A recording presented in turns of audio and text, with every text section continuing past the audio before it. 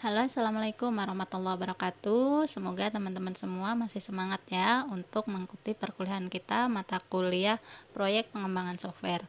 Nah, pada pertemuan ke-13 ini kita akan membahas tentang usability testing, yang mana merupakan sebagai bagian dari testing ya. Jadi, testing itu bisa dilaksanakan pada beberapa bagian ketika kita membangun sebuah software ya.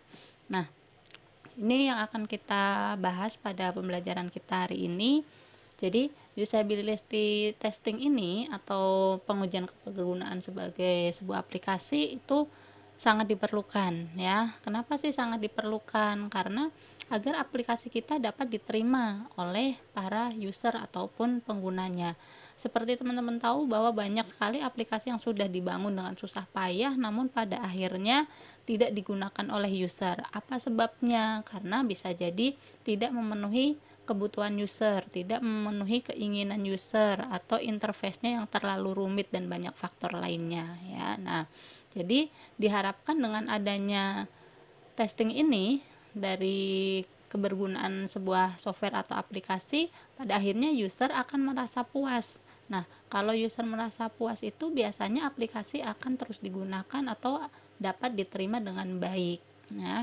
Nah, ada beberapa unsur dalam pengujian ini ya, dalam usability testing. Karena apa? Banyak unsur yang digunakan itu antara lain adalah untuk mengevaluasi apa, bisa dari masalah desain atau bisa jadi layanan yang disajikan dalam software tersebut ya. Nah, standar pengujian ya, standar apapun biasanya itu ada dalam aturan standar internasional ISO. Nah, ISO dalam usability ini salah satunya adalah ISO nomor 92411 ya. Yang mana di dalamnya antara lain dalam sebuah produk itu ada beberapa kategori yang perlu dinilai ya.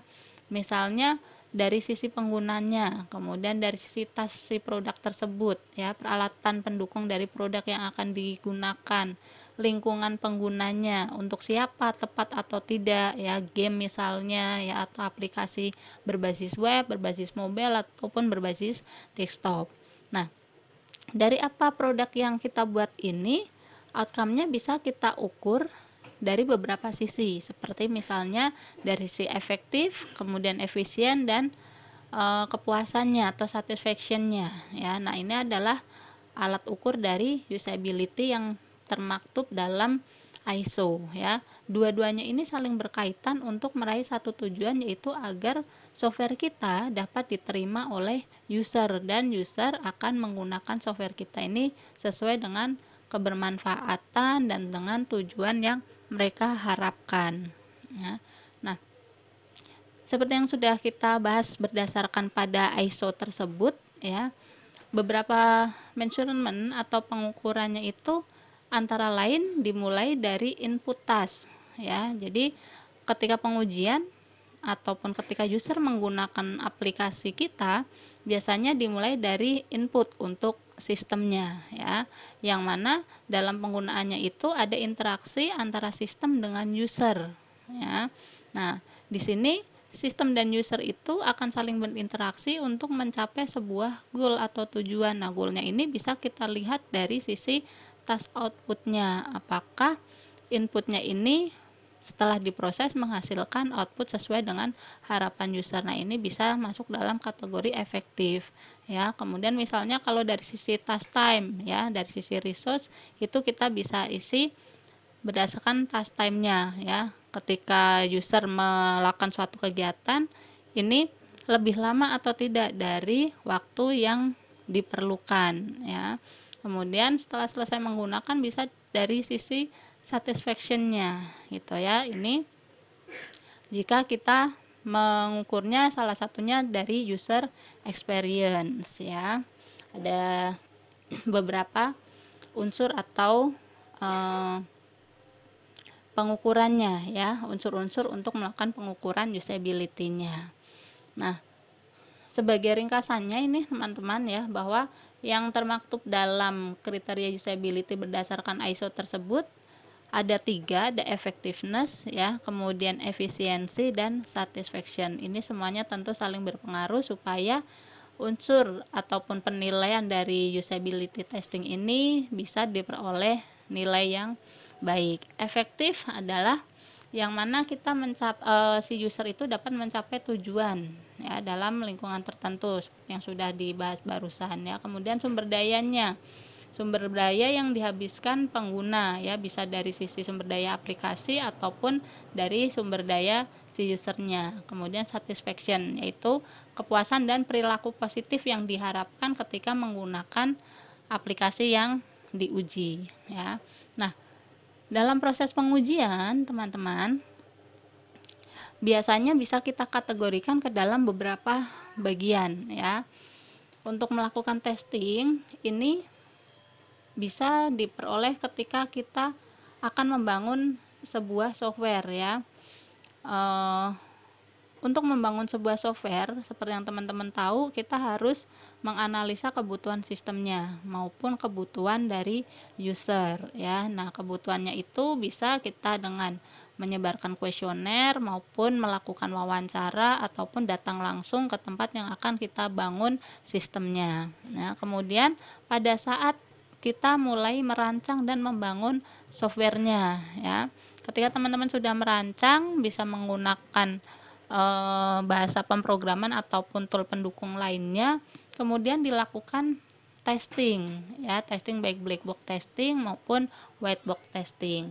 Kalau black box testing seperti yang teman-teman tahu adalah dari sisi fungsionalitas dari software tersebut ya, sedangkan kalau white box itu adalah alur logika dari software tersebut ya.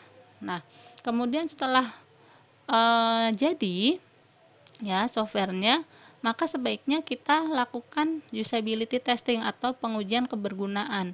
Seberapapun bagusnya sebuah aplikasi, namun apabila tidak digunakan atau tidak bisa diterima oleh si user, itu sama saja dengan software yang telah kita rancang itu fail ya, gagal ya, meskipun itu mungkin proyeknya terlalu lama ya, kita bangunnya karena saking sempurnanya. Nah, dalam ISO seperti yang teman-teman tahu tadi ada 3 unsur ya. Nah, ada beberapa model yang bisa digunakan untuk kuesionernya, itu antara ada SUS, USE, dan UAT. Nah, dari testing ini secara garis besar sebenarnya bisa juga misalnya kita punya grand planning seperti ini ya. Kita tes planning dulu ya, di dalam bentuk skenario ya, kemudian tes analisis desain, mau implementasi dan eksekusinya seperti apa, kemudian jika ada hal yang tidak diinginkan ketika melakukan pengujian itu apa jalan keluarnya ya, kemudian tes itu dinyatakan selesai apabila dalam kondisi seperti apa. Ini hanya salah satu contohnya ya. Nah, ini adalah beberapa model yang secara internasional itu berlaku untuk usability kriteria ya. Jadi ISO-nya itu ada beberapa ya. Salah satu yang kita bahas adalah yang ini, yang ISO 9421 yang mana berisi kriteria atau unsur-unsur ini 3 ya. Nah, 3 unsur ini ternyata digunakan oleh beberapa model ya. Antara lain misalnya untuk TAM. Kalau TAM itu melihat dari sisi efisiensi. Kemudian kalau SUS itu dari sisi efisiensi dan satisfaction dan seterusnya ya. Nah, penjabaran lebih lengkapnya sebenarnya ini teman-teman bisa mempelajari ketika merujuk pada suatu referensi ya. Ini sudah Ibu ringkaskan. Jadi kurang lebih SUS itu atau System Usability Scale ini berisi beberapa poin pernyataan ya dalam cara pandang secara luas mengenai usability satisfaction dari si penggunanya. Sedangkan kalau use itu menilik dari usefulness, satisfaction, sama easy of use-nya. Ya, yang mana kalau dalam use ini nanti easy of use akan terbagi menjadi 2 aspek lagi. Kemudian ada UAT ya, UAT ini hampir sama dengan semuanya, hanya unsur-unsurnya dalam pertanyaan atau poin-poinnya itu yang agak berbeda ya. Kesemuanya ini yang melakukan adalah di luar sistem, yaitu penggunanya ya atau usernya.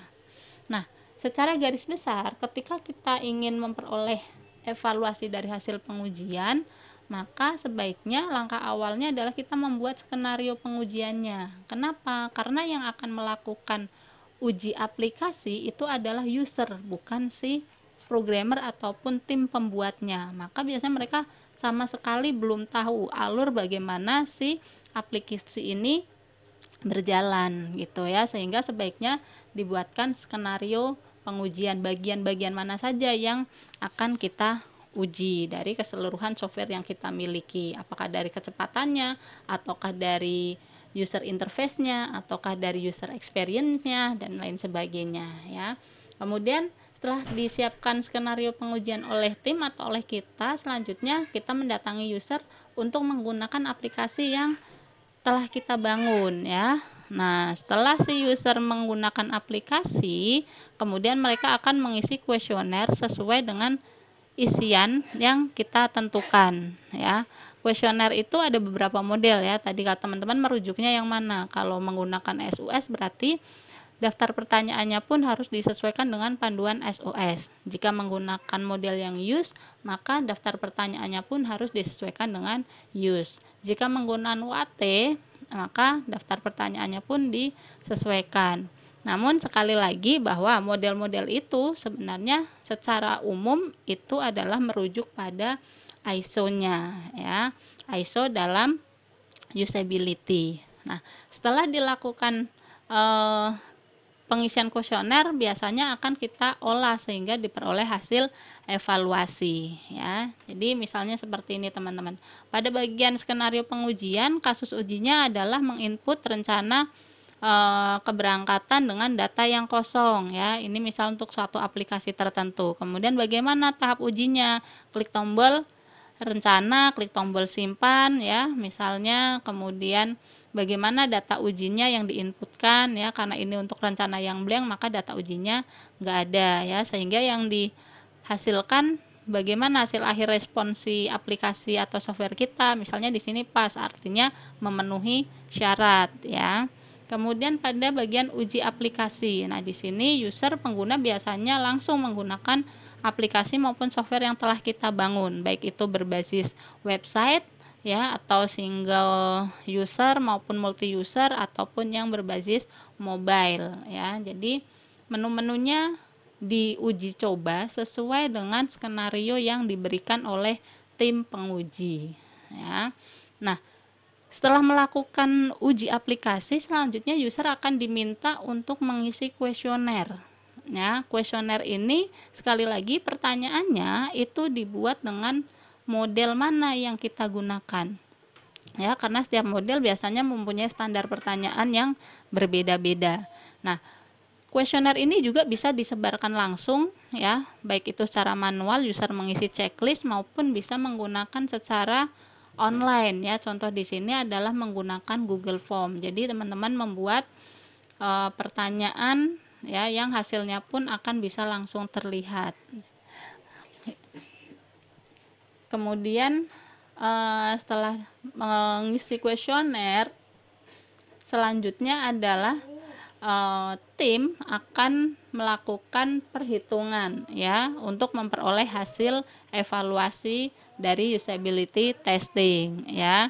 Hasil evaluasi itu dari mana dimulainya? Dari mengumpulkan pertanyaan-pertanyaan yang dijawab oleh responden, kemudian teman-teman harus mengolah ya. Nah, dalam mengolah ini perhatikan tidak hanya sembarangan ya kita menentukan skornya adalah 1 sampai 5, 1 sampai 10 dan seterusnya. Jadi teman-teman harus punya rujukan ya, rujukan rumusnya ya, nilainya itu harus diberikan antara range berapa sampai berapa sehingga diklasifikasikan sangat baik, sangat tidak baik, cukup dan lain sebagainya ya.